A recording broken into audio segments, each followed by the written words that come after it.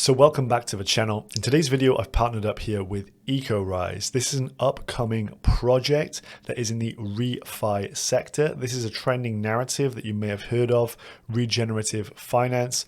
It's all about the relationship between improving the environment in which we live and at the same time also making, monetary gain. So this is really interesting to me. They're doing a lot of things that I haven't seen done before. And of course, improving the environment is something that is hot on the lips of everyone. We know that ESG is a big concern for companies and investors right now, and also SDG, so Sustainable Development Goals, are a pressing issue for the UN. By the year 2030, there's like 17 different SDG goals out there, and these act as almost a baseline for investors and decisions being made going forward. So improving the environment is clearly something we all need to do, and this is being recognized on an investment scale as well. So we're going to go through how this DAO structure here for Ecorise is all going to work, and how their two token model as well will work in a similar fashion to that of the Terra ecosystem with UST and Luna. So here we have the introduction, a land-pegged stablecoin ecosystem. Rather ingenious stuff here. The price of the Eco token is pegged to the value of its treasury, consisting of land, regenerative lease agreements, carbon credits, and even crypto. And Eco protects and regenerates natural spaces around the world while simultaneously acting as an effective hedge against fiat inflation. We know there's rampant fiat inflation out there right now.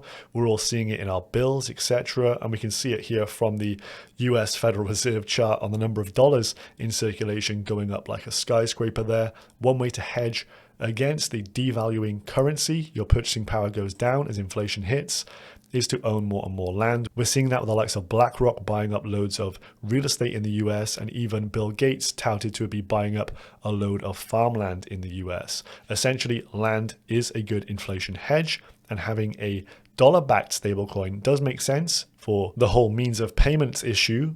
But having a land-backed stablecoin makes even more sense if you want your stable token to appreciate versus the dollar. So let's dive into this, see exactly how this is all going to pan out and how you can get involved with this one, as the token has not yet launched. It's incubated by Trustswap, which is really interesting, the first incubated project by them. And this is a lot more than just your next DeFi protocol out there. This is really helping improve the environment in which we live, but also generating high return on investment as well. So essentially, we've established a DAO here under Ecorise that wants to buy at-risk land. Now, there's two ways. We can buy the land, and we can also stake land. So this could be owned by others, and they can decide to stake it within the DAO. The end goal of all of this is to ensure that these lands are getting locked and not being utilized for more development. They're not being utilized for monocrop agriculture. They're being used in sustainable methods that are going to improve the overall ecology. So keeping land out of the greedy hands of corporations and those who are looking just to exploit the environment for profit.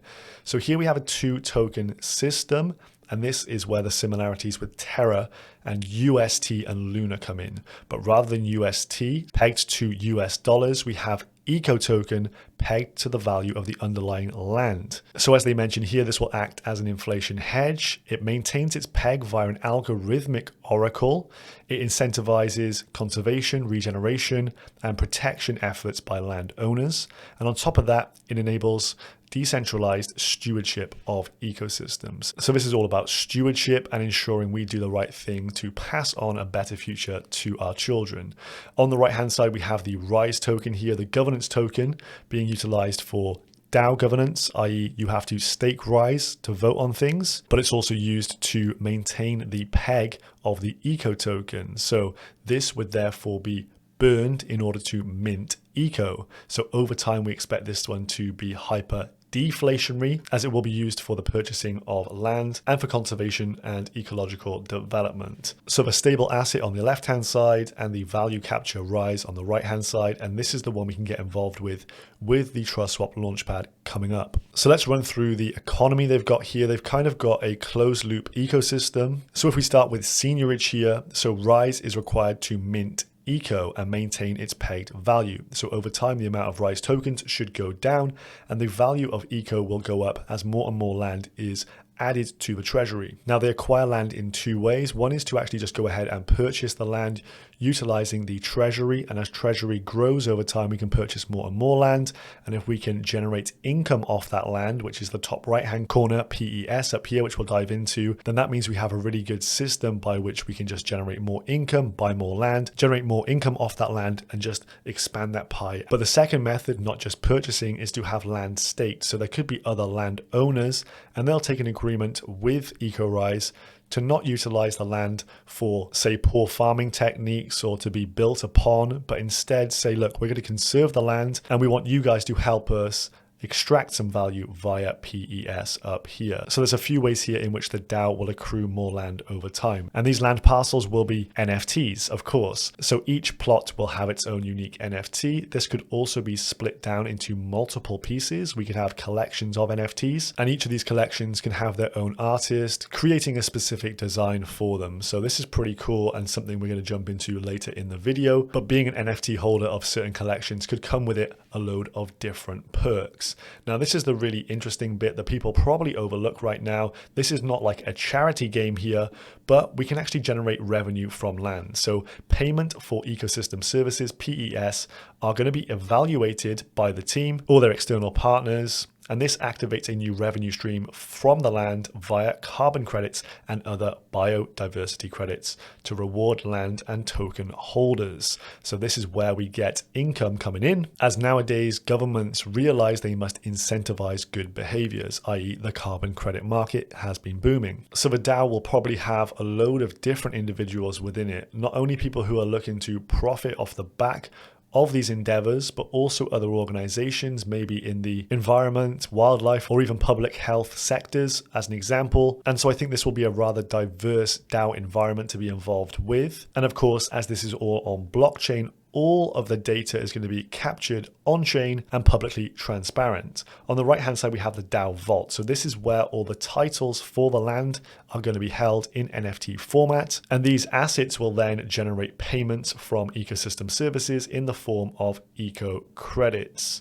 NFTs can receive exclusive membership bonuses within the protocol as well. And the way you get your hands on the NFTs is to be staking the RISE governance token. So your key into the DAO really is the RISE token. Team here, we've got the two co-founders, Cornel and Booker. Really interesting background on these guys. They recently did an interview. I'll leave it down below so you can get to know them a bit better.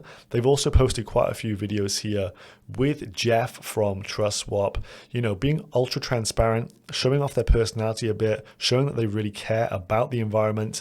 And this is a good place over on Twitter here just to get a bit of a glimpse of what these guys are about and how they've thought through this project. So in terms of a team, they really do check out. I've spoken to Kyle personally as well, seems very much switched on, and they have a lot of partnerships which they haven't really talked about too much in any of their public information as yet, but they've got a lot up their sleeve.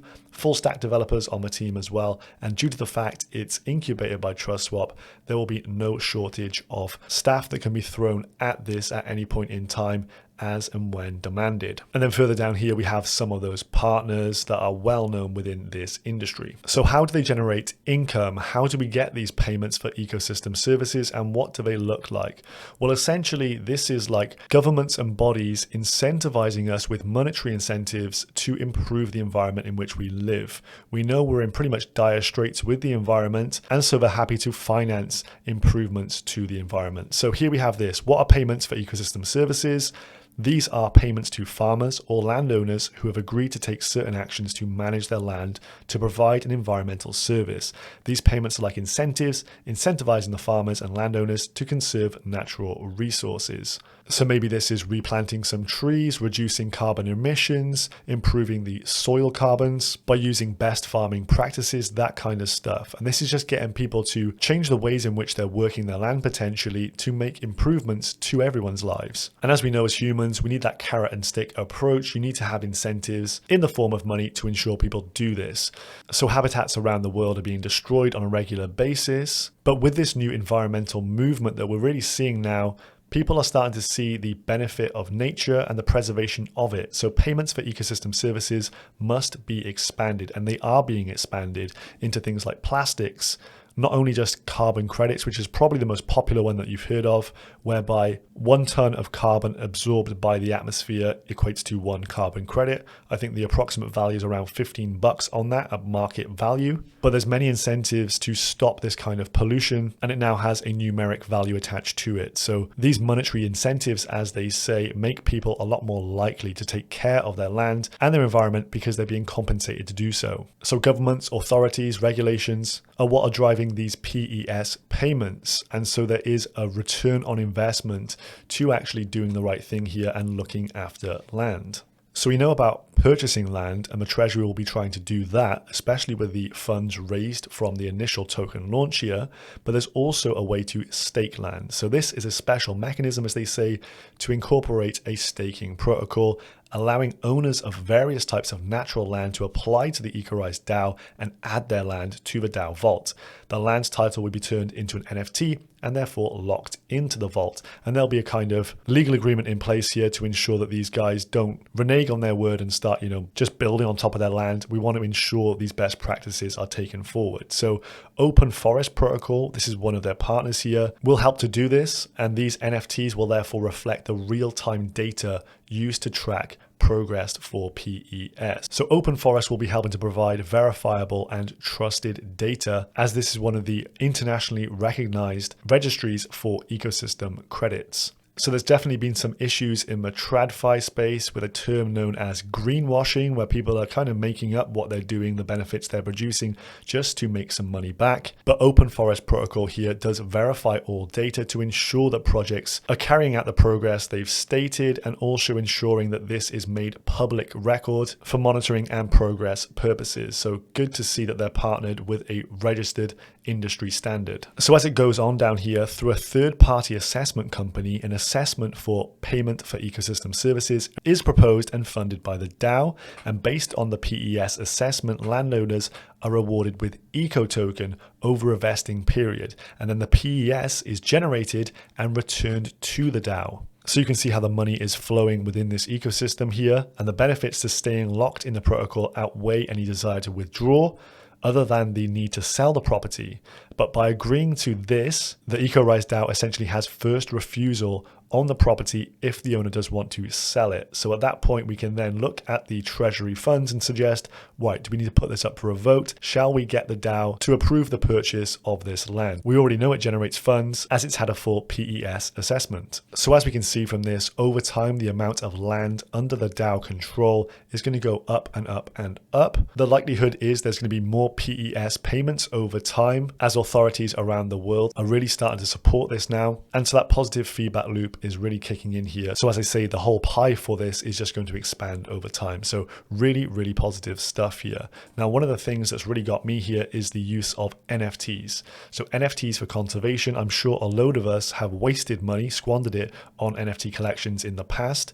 But if you can actually be a part of conservation and show off your unique profile picture that help to conserve some at-risk land or improve an environment in a certain region, I think people will really get behind this. And this is a worldwide approach here. This is not restricted to any one region. They're looking to do this absolutely everywhere. So as they say, they'll probably partner with various artists. They can create collections. So say a 10,000 piece collection on a piece of rainforest, for example. Maybe we need to raise $1 million to purchase it. Well, 10,000 profile pic collection multiplied by $100 equals that $1 million.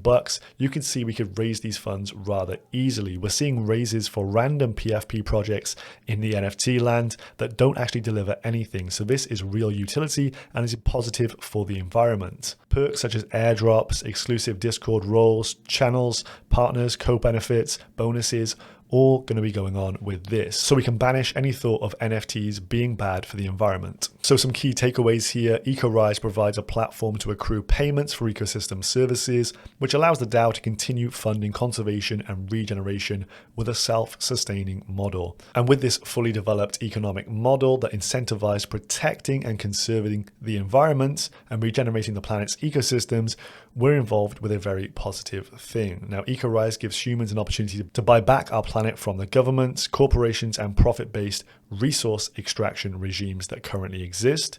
And as demand for eco stablecoins increases, the supply of RISE governance token is reduced. So the kind of Terra ecosystem thoughts are going through my mind right now. There's also a lot of projects in the refi space, regenerative finance, and maybe they'll want to utilize Eco as their trading pair going forward. So demand for this could go up substantially, as I'm sure a lot of refi protocols want to partner together. This is not a zero-sum game. So very soon we're going to see token launch. We're going to get a first audit. It's going to be listed on DEXs and centralized exchanges. Looking forward to Q3. This is where we're going to see NFTs and the NFT marketplace go live.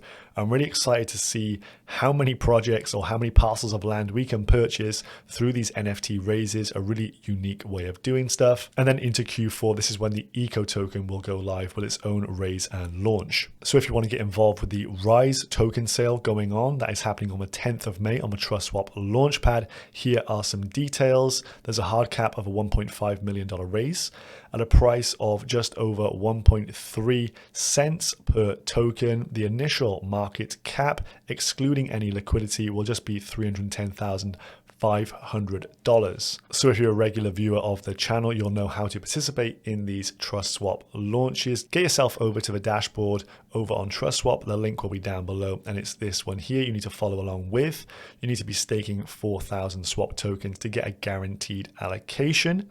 If you're not part of the Trustswap community, well, then you have a chance here. There's 10 launchpad allocations worth $500 each if you just complete the Gleam campaign. I'll leave a link to this down below as well. That is open until the 5th of May for you to enter into this one for a chance to win one of those allocations. And then you can get involved with the initial token launch on the 10th of May there. So all details left down below. And I'll also leave the social links for Ecorise down below as well. So we have the intersection here of sustainability, monetary gain, and also NFTs wrapped into one package under Ecorise. This is a real novel way of doing things, and I haven't seen it before, hence I've brought it to your attention in today's video. I hope you enjoyed this one. Check out all the links down below to get involved, guys, and I'll see you in the next one. Goodbye.